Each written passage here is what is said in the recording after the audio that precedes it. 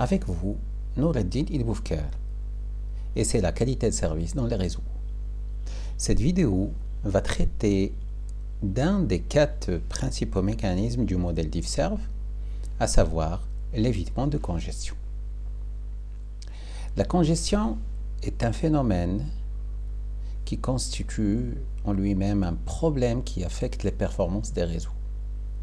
Et le contrôle de congestion fait référence à un ensemble de techniques qui peuvent aider à prévenir l'apparition d'une situation de congestion avant qu'elle ne survienne ou carrément l'éviter. À moyen terme, le contrôle permet de faire pression sur l'émetteur pour l'inviter à baisser son trafic, ou bien la rapidité avec laquelle il envoie le trafic, éventuellement en agissant sur la fenêtre d'émission des trafics élastiques basés sur le protocole TCP. Tandis qu'à court terme, le contrôle de congestion peut se faire via des mécanismes basés sur des files d'attente qui sont propres aux équipements de l'infrastructure. Tous les mécanismes précédents, à savoir les mécanismes à moyen terme ou bien à court terme, ne s'enclencheront pas automatiquement que lorsqu'il y a une congestion. Sinon, les paquets seront servis en sortie dans un mode classique de gestion, bien d'ordonnancement, qui est le FIFO. Il est donc primordial de bien comprendre ce qu'est la congestion, comment est-ce qu'elle est détectée en interne dans les matériels et quel est le rôle d'un équipement, ou bien, quel est le rôle du mécanisme d'évitement de congestion dans l'enclenchement des mécanismes avancés de la qualité de service, notamment les mécanismes d'ordonnancement avancés. La congestion est due principalement à un manque de capacité, que ce soit lors de la concentration de liens ou bien lors de la diminution des capacités de transport. La congestion constitue ainsi un réel problème pour les équipes de production et aussi pour les équipes de support. Pour cela, il faut faire en sorte de l'éviter au maximum possible et surtout de la contrôler. Regardons tout d'abord comment est-ce que la gestion de la qualité de service se fait au niveau des équipements. En effet, nous pouvons identifier 2 niveaux de fonctionnement des équipements réseau. Le premier niveau c'est un niveau, je dirais, avancé, dans lequel il y a des mécanismes d'ordonnancement de niveau 3 assez avancés, notamment priorité queuing, weighted fair queuing, custom-based weighted fair queuing. Ces mécanismes, ils ne sont enclenchés que si il y a des situations de congestion. Mais en situation normale, lorsqu'il n'y a pas de congestion, le routeur fonctionne plutôt à un niveau dans lequel on traite les trames sur la base de leur ordre d'arrivée. Ça veut dire que le deuxième niveau se situe au niveau d'un certain nombre de buffers de transmission qui sont gérés par le hardware. En général, on appelle ces buffers, on les appelle des anneaux de transmission, bien des TX rings. Le mode à utiliser, il dépend, ça veut dire le mode, ça veut dire le niveau 1 ou bien niveau 2, mécanisme d'ordonnancement avancé ou bien FIFO. Ça dépend du taux de remplissage du fameux TX ring, qui est la file d'attente au niveau des interfaces de sortie.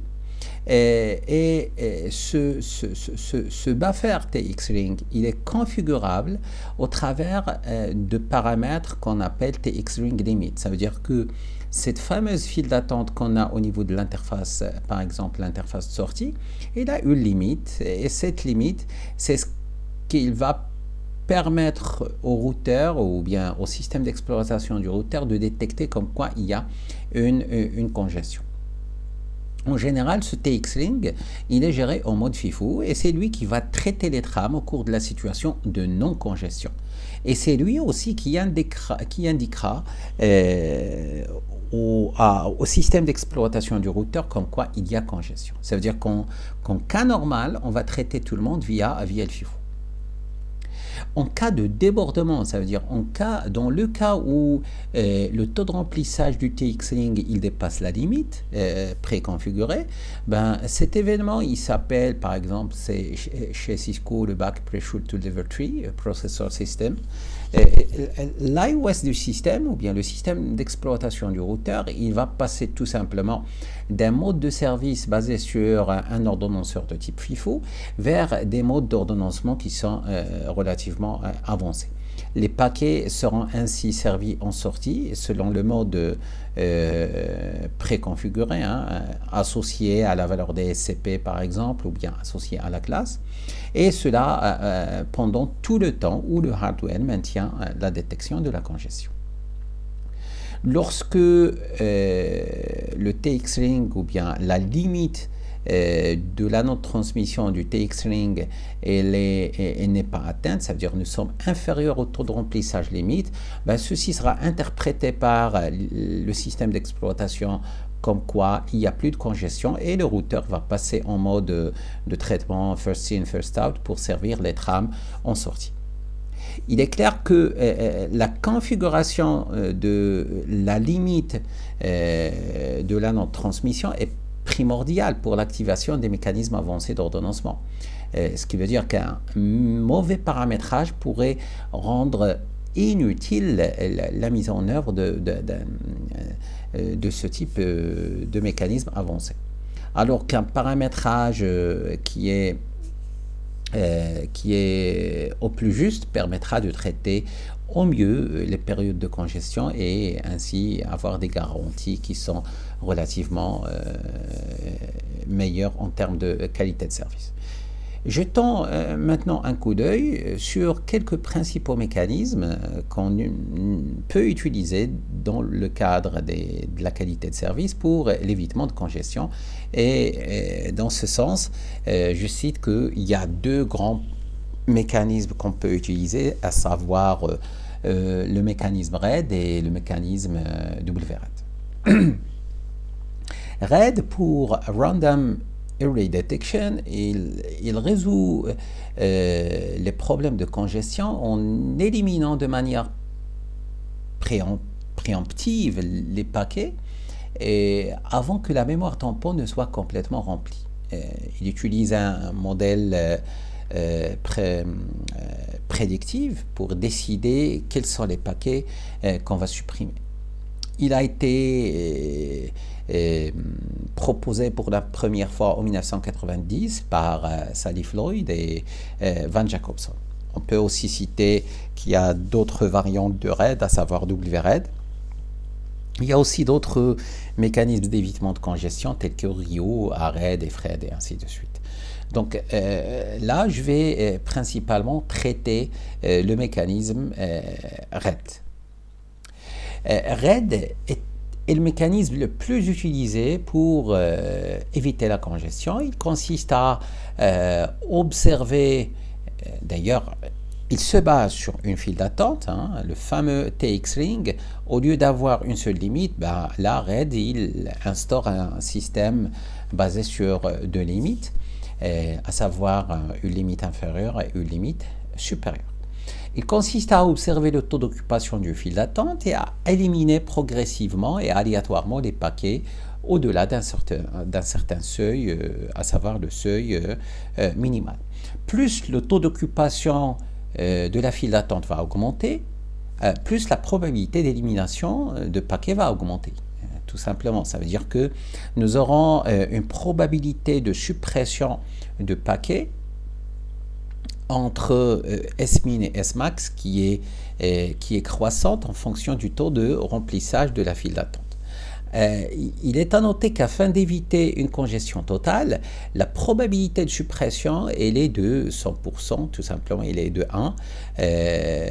C'est tout simplement, c'est lorsqu'on dépasse le seuil maximal.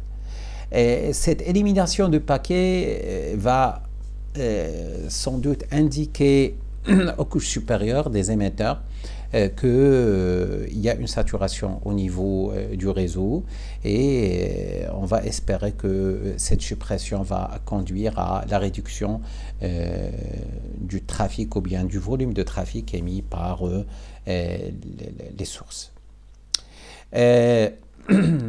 L'idée de RAID, c'est d'avertir les émetteurs que l'on s'approche d'une congestion avant qu'elle n'arrive. Une façon de ralentir le rythme des émetteurs est de supprimer de façon aléatoire des paquets arrivant si le taux de remplissage est atteint. Donc là, vous avez en quelque sorte le logigramme de fonctionnement de RAID. Vous avez un paquet qui arrive, on fait quoi? On va calculer la moyenne de remplissage de la file. Si jamais nous sommes inférieurs au seuil minimal, on va transmettre. Sinon, on va vérifier est-ce qu'on est entre le max et le min. Si oui, tout simplement, on va supprimer avec une probabilité qui est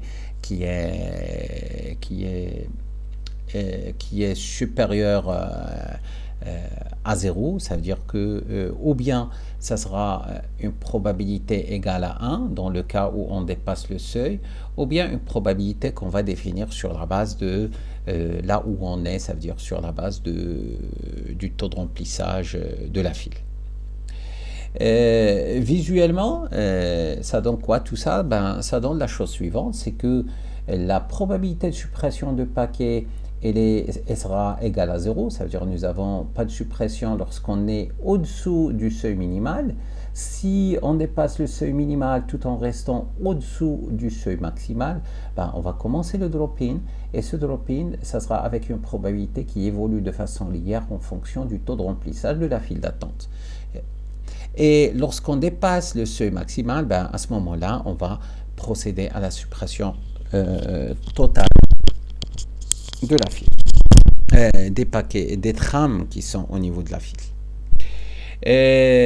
L'avantage de RAID, ou bien le RAID, ou bien les résultats de RAID, c'est que l'élimination aléatoire des paquets n'est efficace que si la plupart des flux qui ont provoqué la congestion, ce sont des flux qui sont TCP.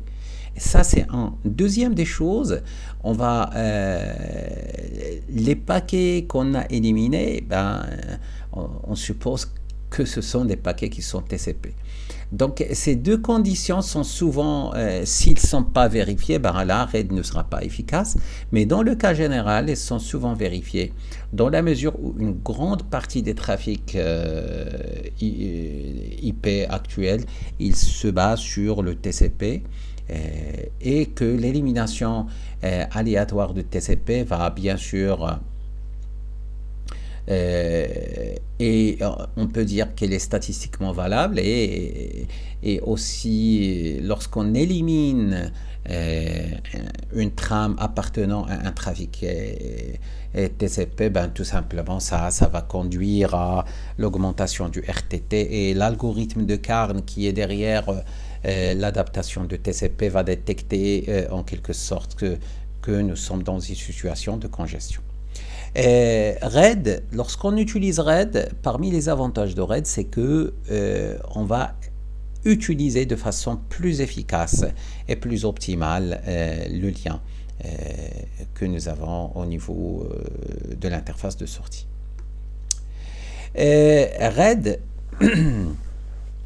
parmi les limitations de RAID, c'est qu'il traite tout le monde de la même manière. Ça veut dire que tous les paquets, ils vont siéger dans une file et cette file est là uniquement de seuil. Une amélioration de RAID, c'est WRAID, qui consiste à la mise en œuvre si j'ose dire, RAID virtuel ou bien de file d'attente virtuelle qui travaille toujours en mode FIFO, une file d'attente virtuelle par valeur DSCP, hein, on appelle ça le Weighted Random Early Detection. Ça veut dire que nous aurons une file d'attente par type ou bien par valeur DSCP. Donc, et il y a un process RAID par valeur DSCP. Ça veut dire que nous aurons, par exemple, nous aurons un S-min, S-max et une probabilité, ça veut dire une pente pour la classe EF, un S-min, S-max et une autre pente de probabilité pour AF11, AF12, AF13 et ainsi de suite jusqu'à le PHB best effort. Ok, donc en règle de base, pour ce qui est des configurations des seuils, il est clair que ça soit RAID ou bien WRAID, leur performance va dépendre des seuils qu'on a utilisés pour détecter le début de la congestion et aussi la probabilité associée, la probabilité de suppression entre S-min et S-max. En règle générale, les seuils avec une grande valeur vont entraîner un enclenchement des mécanismes de qualité de service le plus tard possible. Ça veut dire que lorsque S-min et S-max elles ont de grandes valeurs, ben, tout simplement, on ne va pas détecter tôt la congestion et du coup, on ne va pas déclencher les mécanismes d'ordonnancement avancés tels que PQ ou bien CBWFQ ou bien EDLQ. Ceci est certes recommandé pour les types de trafic tels que l'FTP ou bien la transmission de données en général, et c'est pas recommandé pour les trafics de type voix sur IP par exemple, car il y a création de délais de transit et de GIC. Lorsque les seuils ils ont une petite valeur, ben, là on va déclencher de façon prématurée les mécanismes d'ordonnancement avancés. Ceci est certes recommandé pour les trafics de type voix sur IP, mais non recommandé pour les liens qui sont à très haut débit. Et il faut aussi noter que ces valeurs S-min et S-max, ces S-min et S-max de petites valeurs vont en général conduire à une augmentation significative de la charge de la CPU du routeur. Donc, ceci étant dit, cette vidéo prend fin. J'espère qu'elle vous a apporté de l'utilité et on se verra, Inch'Allah, pour une prochaine vidéo.